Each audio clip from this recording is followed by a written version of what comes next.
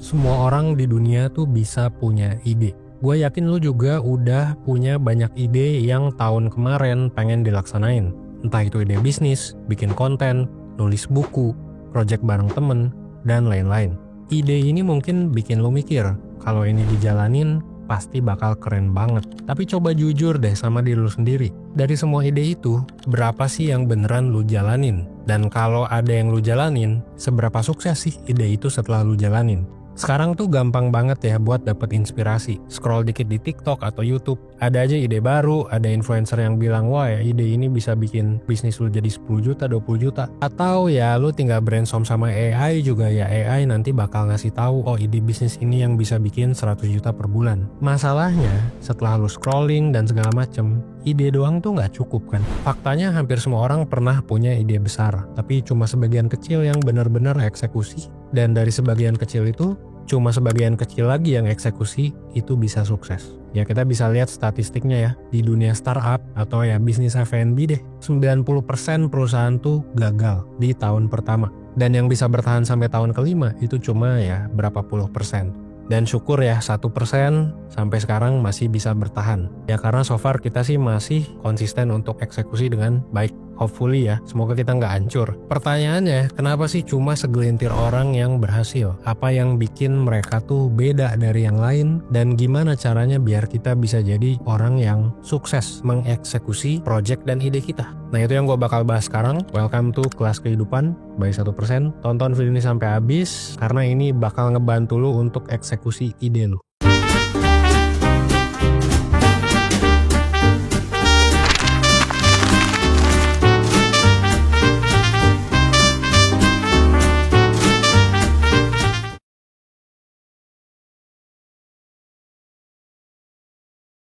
Lu mungkin punya ide yang semangat banget gitu ya. Lu pas pertama kali kepikiran, lu langsung catet, tapi makin hari makin dilupain, catatannya makin banyak, tapi lu nggak eksekusi. Entah itu karena lu ngerasa belum siap, lu ngerasa terlalu sibuk, atau udah males duluan. Nah itu sebenarnya bukan salah lu ya. Karena ya udah gitu, nggak ada yang pernah ngajarin gimana cara ngejalanin ide yang lu punya sampai jadi kenyataan. Dan kita harus akui kalau tanpa eksekusi, ide itu nggak ada harganya sebenarnya. Karena semua orang bisa punya ide.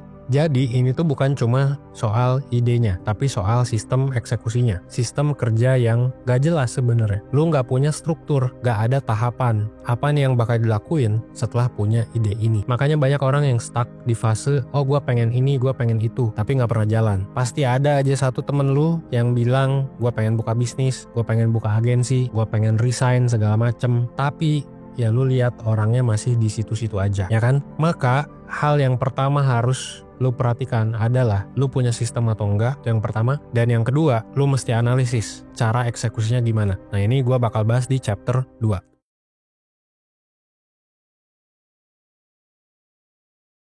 Nah gimana cara keluar dari fase pengen ini itu tapi nggak ngapa-ngapain? Well jawabannya adalah ya mengeksekusi. Nah untuk mengeksekusi kita bisa belajar dari eksekutor kelas dunia. Yang mereka bukan cuma kerja keras tapi juga kerja cerdas. Dan ini adalah ciri-ciri dari eksekutor kelas dunia. Lu nggak perlu ya jadi eksekutor kelas dunia, tapi at least lu bisa belajar sedikit. Jadi kayak at least lu mengeksekusi lah nanti. Yang pertama, mereka tuh pinter dan mereka juga adalah expert di bidangnya. Dan bukan cuma expert di bidangnya, mereka juga expert generalis. Jadi eksekutor kelas dunia ini itu tuh bukan cuma jago di satu bidang aja, tapi mereka punya pemahaman yang luas. Contoh pertama, Steve Jobs. Dia sebenarnya bukan programmer, dia juga bukan best engineer di Apple gitu. Tapi dia pertama dia jago leadership, ya kan? Dia punya Steve Wozniak. Nah, si Steve Wozniak ini engineer-nya. Terus yang kedua, Steve Jobs juga paham desain, ya. Dia belajar termasuk ke mata kuliah bikin font tuh kayak gimana, sans serif, dan lain-lain gitu ya. Dia juga paham soal psikologi orang yang pakai, dia juga paham soal marketing, dia juga paham soal dunia teknologi. Semua itu digabungin jadi satu. Itu kan jadi expert generalis ya. Nah,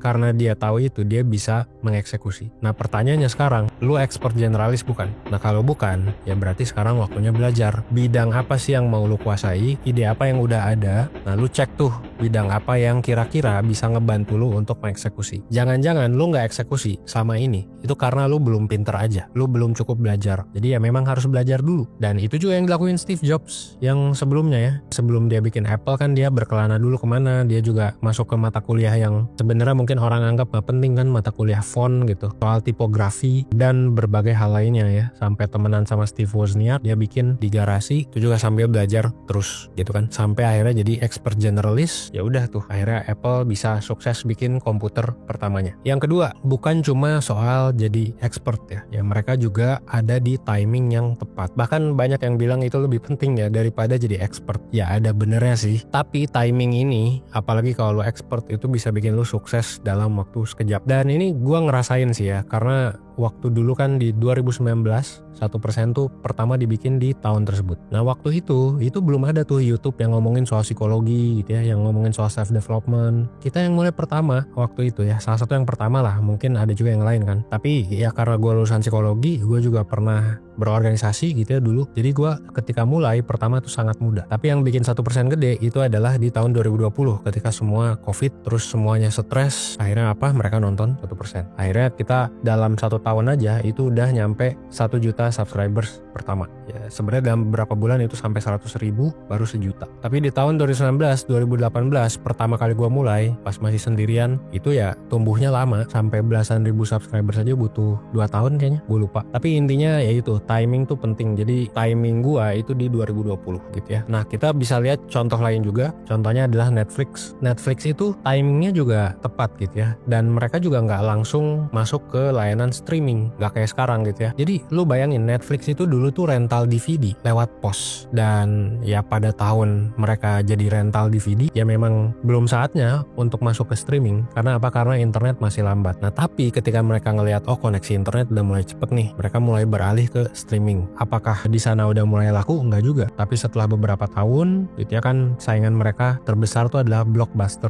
Terus internetnya, infrastruktur udah siap di US. Nah di sanalah mereka langsung menyusul Blockbuster. Dan ya kompetitornya hilang tuh. Akhirnya Netflix jadi yang nomor 1 di dunia ya sampai sekarang mungkin ya kita bisa lihat. Ada juga contoh lain yaitu Airbnb gitu ya. Airbnb itu kalau lo tahu dia tuh lahir saat krisis finansial di tahun 2008. Nah di tahun 2008 itu kan harga rumah ancur-ancuran di US. Sampai ya ke seluruh dunia juga. Sampai hancur tuh. Bank segala macem. Nah di tahun 2008 itu kan banyak orang yang kehilangan pekerjaan ya, dipecat segala macem. Nah tapi banyak orang yang punya rumah dan butuh uang tambahan untuk bayar KPR-nya lah ibaratnya. Dan juga ya untuk bayar kehidupannya karena waktu itu kan resesi gitu ya, resesi parah. Dan di sisi lain ya dunia travel, dunia turis juga tetap berjalan gitu pada saat itu. Nah di sini tapi kan turis kalau disuruh booking hotel tuh mahal. Jadi mereka tuh butuh akomodasi murah di saat krisis finansial ini. Ya udah karena Airbnb punya aplikasinya gitu kan saat itu. Mereka dibuat di tahun 2008 itu pas banget. Orang butuh duit, terus si penyewa hotel ini butuh hotel yang lebih murah. Akhirnya pakai apa? Pakai Airbnb. Timingnya tuh tepat banget. Gak kebayang ya kalau Airbnb muncul di tahun 2006 misalnya, atau telat gitu. Munculnya ya mungkin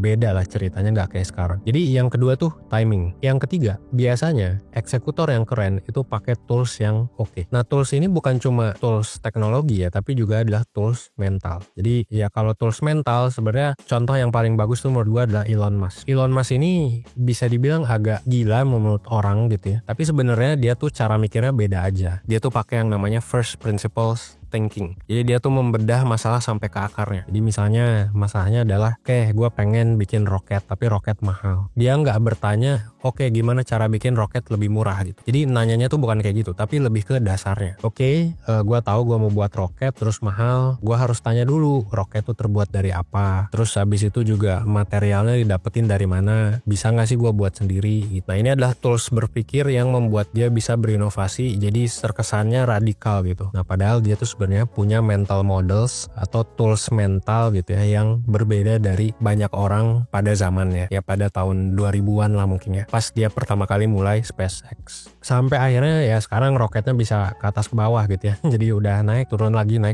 Lumayan inovatif sih ya kalau kita bisa lihat. Nah lu bisa tiru ini juga. Nah terus tools teknologi. Nah jangan lupa ya contoh lah ya. Sekarang kita lihat perusahaan paling gede di dunia gitu ya, salah satunya adalah Amazon. Amazon ini sekarang yang paling pertama pakai robot buat di gudang ya kan. Udah pada dipecat-pecatin tuh orang-orang. Nah pas di awal Amazon juga yang pertama kali pakai website guys. Ini pas .com boom ya. Jadi pas pertama kali ada perusahaan-perusahaan .com sampai jadi bubble tuh kan, dulu namanya .com bubble, banyak perusahaan-perusahaan yang tumbang. Nah si Amazon ini enggak, karena dia ya eksekusinya bagus. Dia pertama kali pakai ya Amazon.com, dan karena eksekusinya pakai tools teknologi yang ada pada saat itu yang baru di tahun 2000 tuh kan, ya dia bisa melesat lebih cepat dan ngalahin semua toko-toko fisik yang waktu itu telat beradaptasi. Nah lu kalau zaman sekarang ini jadi lebih relevan lagi dengan muncul tools baru kan, ada banyak AI lah, tools time management lah, tools mungkin buat bisnis dan lain-lain gitu. Coba lu pikirin temen kuliah lu gitu ya, atau temen kerja lu yang jauh lebih jago daripada lu. Gua yakin salah satunya dia lebih jago daripada lu bukan karena dia lebih pinter, tapi karena dia jago pakai tools. Kemungkinan besar mereka tuh bukan kerjanya lebih cepet gitu, tapi lebih pinter pakai tools aja. Lu mungkin kuliah gitu ya, ketika lu masih baca puluhan jurnal buat skripsi, temen lu yang skripsinya lebih cepet itu udah pakai AI untuk ngerangkum poin-poin utamanya. Ketika temen lu yang jago bisnis mungkin bisa ada di banyak sekali meeting tapi tetap produktif kerjanya, mungkin dia pakai tools kalender gitu yang lu nggak tahu gitu ya. Mungkin lu sosmed manager gitu sekarang, ketika lu pusing bikin misalnya 10 caption gitu, ya mungkin dia udah pakai otomasi, pakai tools lain gitu yang lu nggak tahu juga. Jadi mereka tuh punya unfair advantage karena mereka mengadopsi tools-tools tertentu yang lu nggak tahu. Padahal sebenarnya ini tinggal cari di Google. Nah itu juga gue sempat beberapa kali ngisi ya seminar lah ya, webinar di beberapa kampus juga. Gue kaget gitu. Karena banyak mahasiswa yang sekarang sebenarnya akses informasi lebih mudah gitu ya. Tapi karena kebanyakan informasi mereka jadinya nggak pakai tools-tools yang bagus yang sekarang sebenarnya udah ada gratis lagi, dan ini sayang banget. Nah di bisnis yang lebih dulu adopsi teknologi itu biasanya yang bakal lebih siap tumbuh. Kalau nunggu skalanya gede dulu baru pakai software, biaya dan effortnya tuh bisa jauh lebih gede, bahkan bisa jadi hambatan baru. Nah makanya kalau menurut gua lu bisa mulai dari awal dengan software yang fleksibel dan scalable, jadi nanti bisa digedein. Dan tools ini tuh bisa kita adjust sesuai dengan kebutuhan tanpa harus bayar ekstra. Software kayak gini salah satunya ada di Odoo. Nah caranya gimana kita bakal bahas lebih praktikal di next chapter. Nah jadi tadi ada 3 ya. Untuk jadi eksekutor yang keren lu mesti jadi expert ya, lu harus belajar dan ini butuh waktu of course. Yang kedua lu juga harus tepat timingnya, lu juga harus punya intuisi bisnis yang kuat kalau lu mau bikin bisnis, atau intuisi lah yang kuat. Terus yang ketiga lu juga harus pakai tools yang tepat, baik itu tools mental maupun tools fisik. Oke, yang ketiga gue bakal bahas lebih praktikal. Gimana caranya biar punya unfair advantage.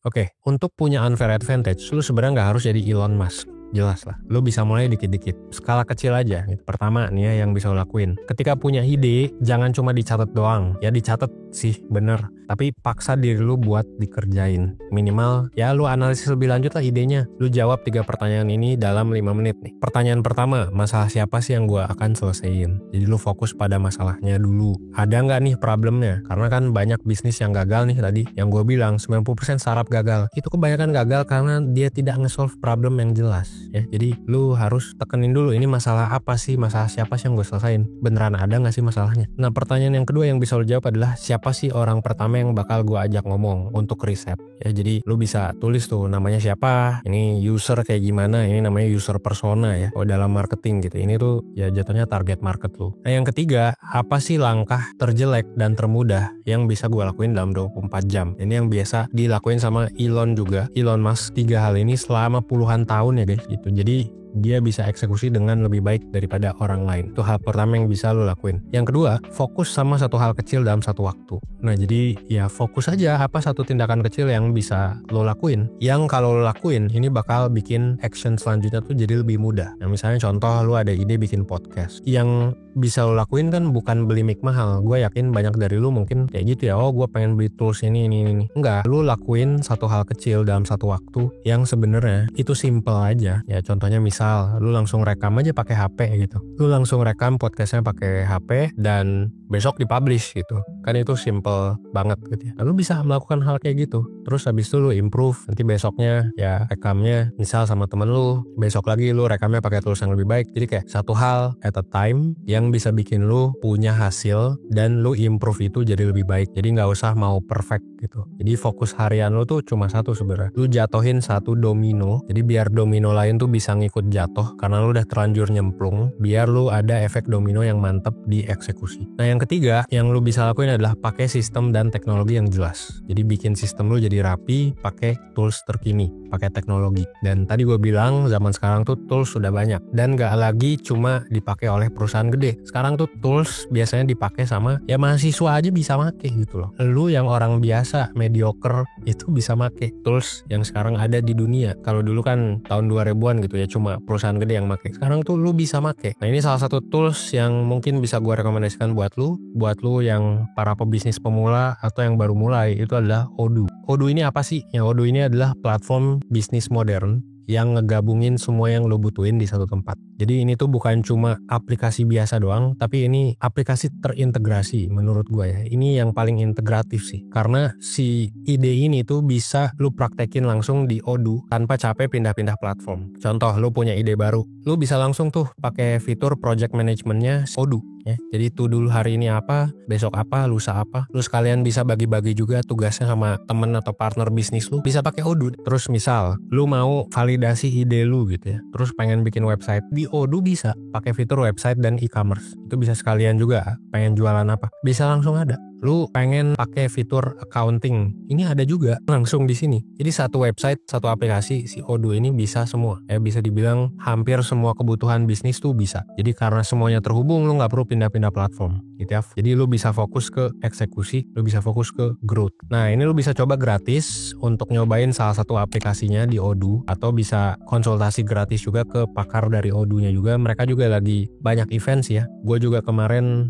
sempet ikut salah satu yang di Bandung. Jadi mereka lagi ekspansi di besar-besaran di Indonesia. Jadi kalau lu mau ikut atau sekalian juga pengen mengaplikasikan Odoo, gue menyarankan untuk lu ikut event tersebut. Tapi yang jelas sekarang tuh lu udah nggak terbatas tools. Bahkan tools tuh banyak yang gratis. Salah satunya si Odoo ini. Nah jadi siapa nih yang sekarang sampai sekarang gitu ya udah punya ide tapi nggak pernah dieksekusi, dan udah dieksekusi gagal mulu. Nah coba lu kasih tahu keluhan lu, kendala lu di komen ya. Siapa tahu nanti orang-orang lain yang baca atau gua sendiri atau tim dari 1% yang baca nanti bisa nolongin lo, oke? Siapa tahu, karena 1% mungkin termasuk company yang ternyata bisa bertahan lebih dari 5 tahun guys, gitu ya. Oke, semoga ini membantu. Gua Evan di 1%. Well, thanks guys.